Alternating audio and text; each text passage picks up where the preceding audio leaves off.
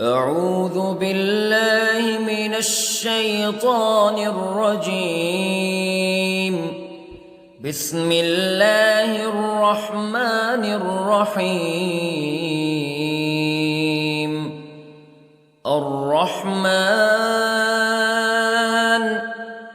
علم القرآن خلق الإنسان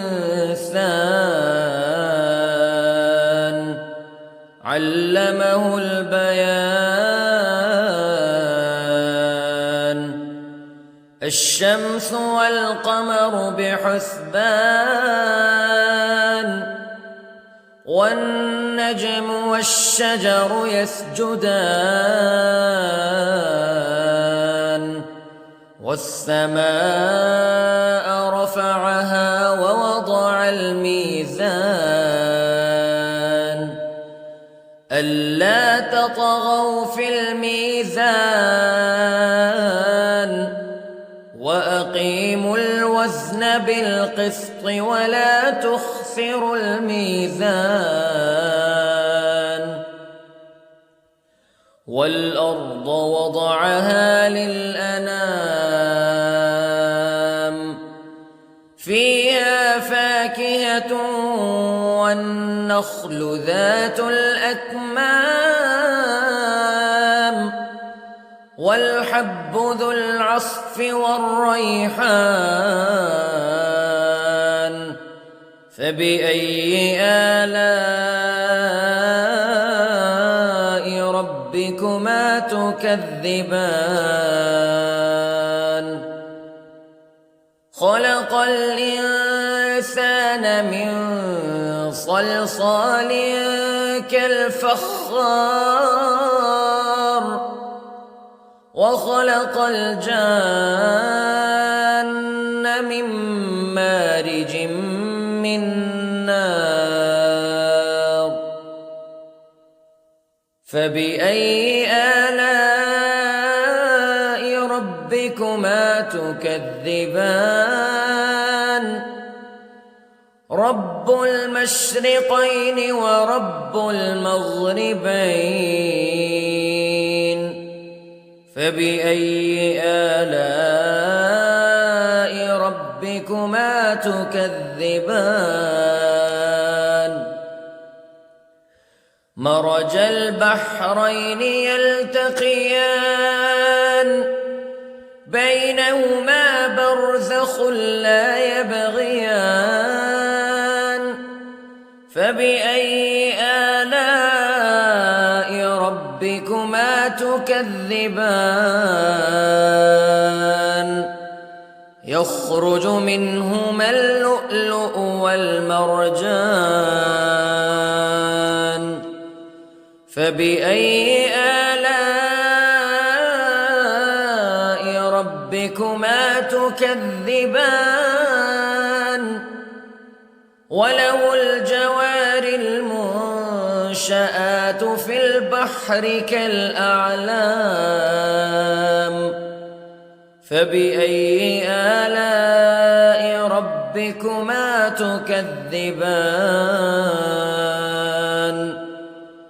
كل من عليها فان ويبقى وجه ربك ذو الجلال والإكرام فبأي آلاء ربكما تكذبان.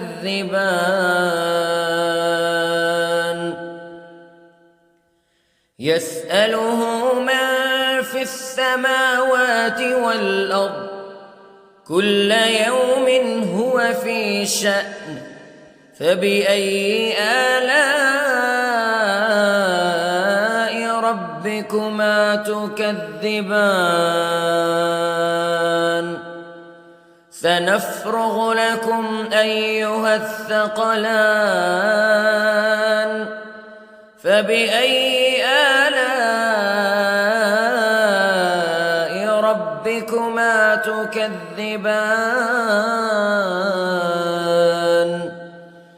يا معشر الجن والإنس استطعتم أن تنفذوا من أقطار السماوات والأرض فانفذوا لا تنفذون إلا بسلطان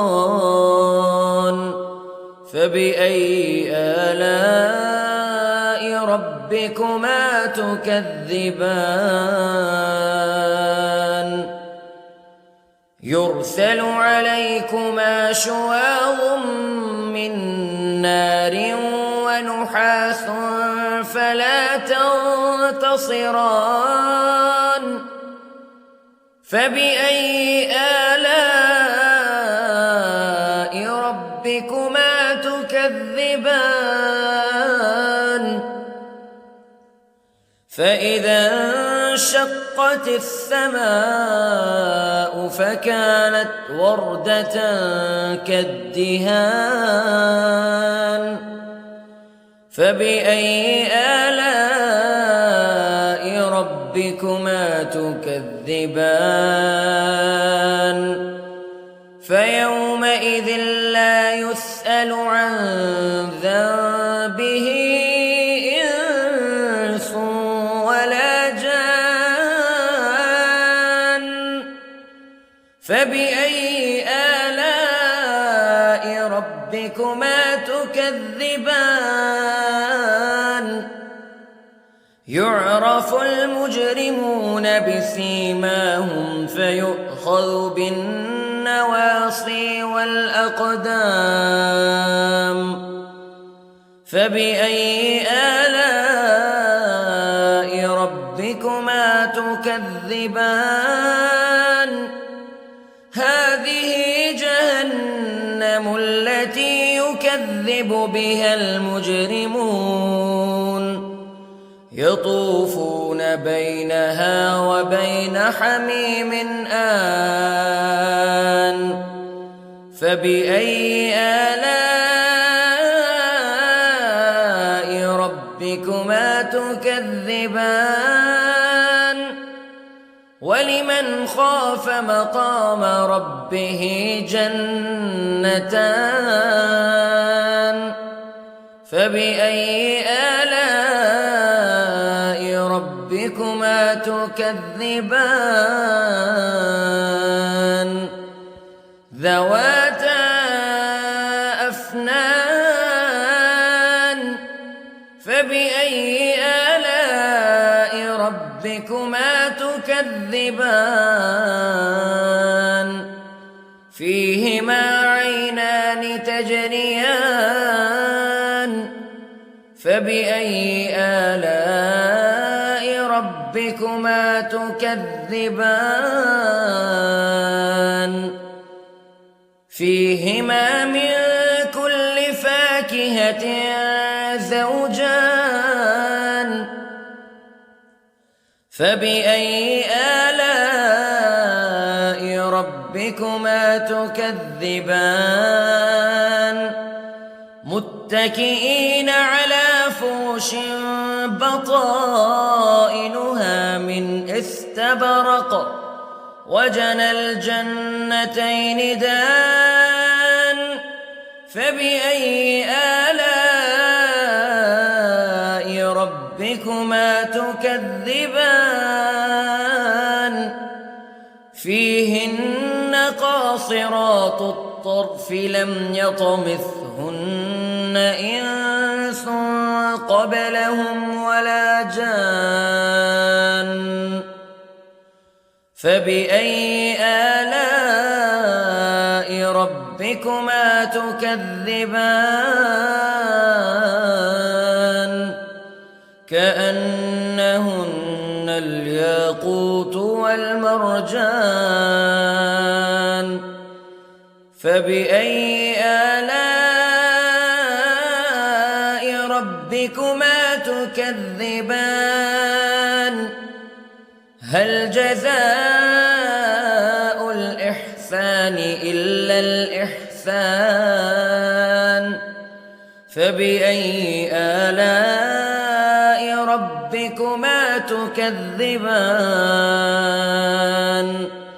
ومن دونهما جنتان فبأي آلاء ربكما تكذبان